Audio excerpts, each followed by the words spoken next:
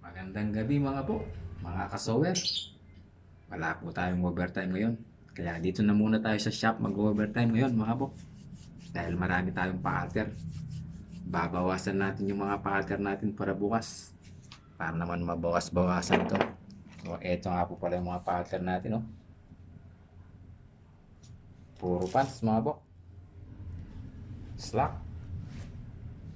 So siyempre, uunahin natin to mga po. Dahil isang linggo na to. Mga paputol mga po. Ito. So may tupi na siya rito mga bok. Ibig sabihin dito yung finish niya. Bago pa mga bok. Oh. May mga tag pa. So maraming salamat nga po pala kay Marites Dula. Bok, Marites Dula, shout out, shout out. Maraming salamat sa pa-alter na binigay mo sa atin. Sana marami pa tayong pagtatrabahuhan. Bok, Marites Dula. So eto nga. Putulin na natin to mga bok. Umpisahan na natin. So siyempre dito mga bok. Ito yung tupi niya. Ibig sabihin dito tayo kukuha mga bok. So yan 5 inches. 5 inches bok. Marites Dula.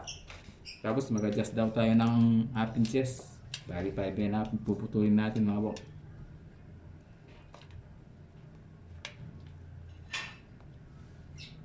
Ito nga pala yung marking niya, Bok Marites. Yan o. May marking pen siya rito. So, ibig sabihin, dito po yung finish niya mga Bok, mga kasower. So, ang sabi niya sa akin, mag-a-add pa raw ako ng half inches. So, ayan. Mag-a-add pa tayo ng half inches bago natin putulan. Ayan o, half inches. So, ayan. Bali puputulin natin 5 and half. So, yung finish po niya, 5 and half, ay yung finish po niya yan hanggang dito.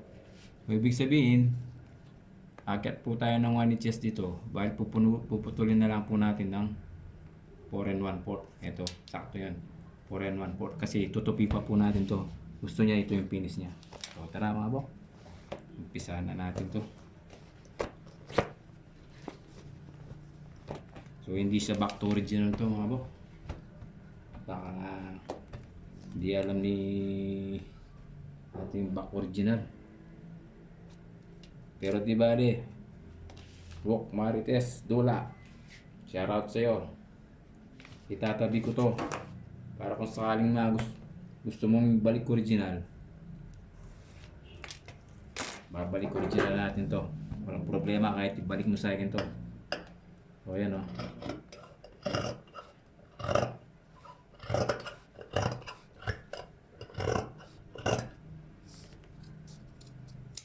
O itatabi ko to. Hindi natin tatapon to. Para in case na gusto niya yung balik original, babalik natin to. O eto nga po pala yung kanyang putol kanina. Itutupi natin yan ganyan. Para saktong-sakto lang siya.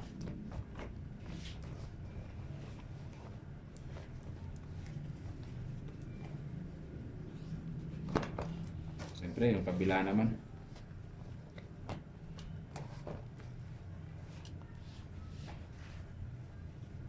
Dapat kunin natin dito sa center mga bok, mga kasower. O yan o. Para ma-make sure natin yung pantay na pagkat.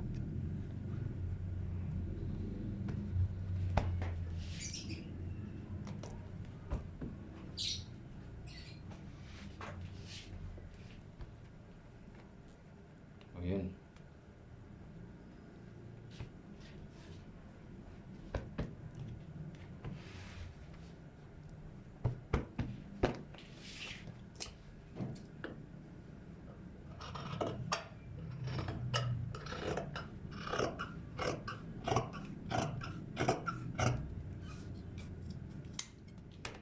Ganyan lang, kadaling magpantay mga bok, mga kasawer. So tara mga kasawer, mga bok. Umpisahan na natin ito gawin. Para naman maibigay na natin. Isang linggo na to eh. Kaya nga pala mga bok, ito yung kasama niya oh. Hindi pares yung tupi niya mga bok. Ito yung tupi niya yung kanina at ito yung ngayon. Ayun oh. So, hindi ko na muna gagawin to. Shoutout sa iyo, Marquez Tula. Po, hindi ko muna gagawin itong itim. Ito na muna ang gagawin ko. Kasi, isang tao lang naman to eh. So, dapat magpantay ito. Mamaya, pag pinutol natin dito to, biglang uiksi. Imbes na matuwa, malungkot siya mga bok. So, ito na muna ang gagawin natin na puputulin. Shoutout sa iyo, Ate Tess, Marquez Dula. Hindi parehas pantay yung kanyang pagkatupi. Oh. Hindi ko muna gagawin itong itim. Ito na muna. O, tara mga bok, samahan niyo ako. Paano naman ito? Magawa na. Ito nga yun mga bok. Siyempre, pukpukin muna natin dito para lumambot. Medyo matigas kasi mga bok. Baka mabalian tayo ng karayom.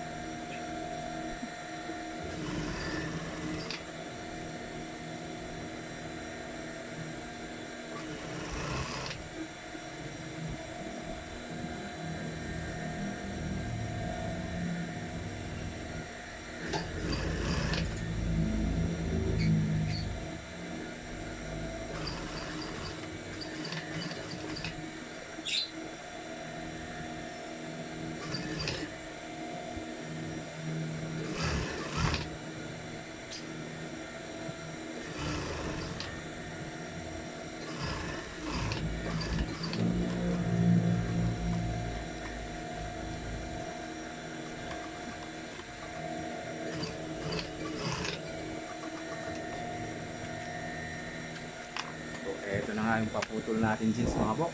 Wala kay Marquez pura.